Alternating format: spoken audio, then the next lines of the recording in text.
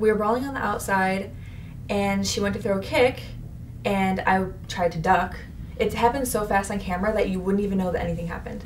I go to duck, and I didn't duck fast enough. I'm tall, and she's short. Yeah. So me ducking is probably worse. I probably would have took it to like the chest if I didn't duck. But I'm like trying to duck, and I almost ducked as you would if you were on the run. Okay. Like you have your head up still like an idiot, and I'm just like right in the face instead of just completely ducking. And I ate it completely, and I just remember it on the video. It hits, and I'm just immediately like that, and I had no idea what happened. I just knew, like, have you ever been punched in the face? Yes. I'm sure you have. And kicked in the face. Oh, yeah. Yeah. So it's just, it kind of rocks you, and it's not even that it hurts. It's that you're like, your brain is rattling, and you're just like, what just happened? You're in shock almost. Yeah. So I remember it was like the wind was knocked out of me, and I remember going down to like all fours and holding my nose, and she comes and grabs me to throw me in the ring, and as soon as I'm on the apron, I see like drops of blood, and I honestly thought my nose was bleeding from the inside. Okay. I had no idea what happened, and this is the very beginning of the match. Awesome. And so she's going to pin me right away, going to pin me for the 3, and I'm like, nope, I cannot go out this way. I can't.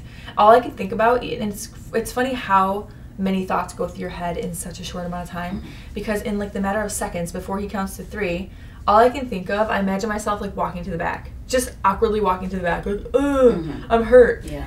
And I'm like that. I was like humiliated just at the thought, and I'm like, nope, and just kicked out and just kept going. There you go.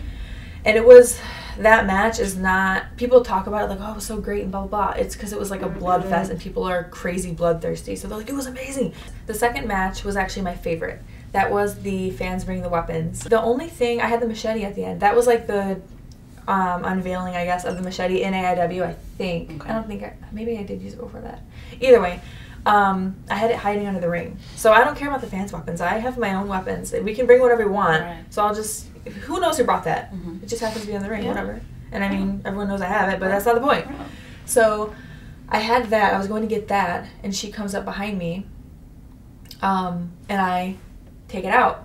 I loved the reaction of the crowd, and I'm so happy because I don't like doing big things like that or meaningful points of the match on the outside where people can't really see it. Right. I like it to be in the ring, but with this, it had to be on the outside, and everyone did realize what it was, or at least it sounded like it. You just hear the oh, whatever. So I'm chasing her back with this machete under the ramp, and I have it, and I'm like being all creepy, like putting in her cleavage and stuff. And then I'm going to stab her, and she rolls out of the way. I don't know if have you seen this? I only seen parts of it. Okay, so I'm good. I'm glad you haven't seen it. I'm really debriefing you on it. Yes. So I go to impale her, like you would normally want to in that kind of match, and she rolls out of the way, and my machete gets stuck in the ramp.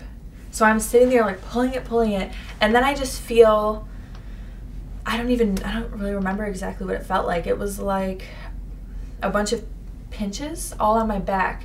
And it's just like, I'm like, what the hell happened? And I just remember doing this and like falling. And she hit me with a light tube.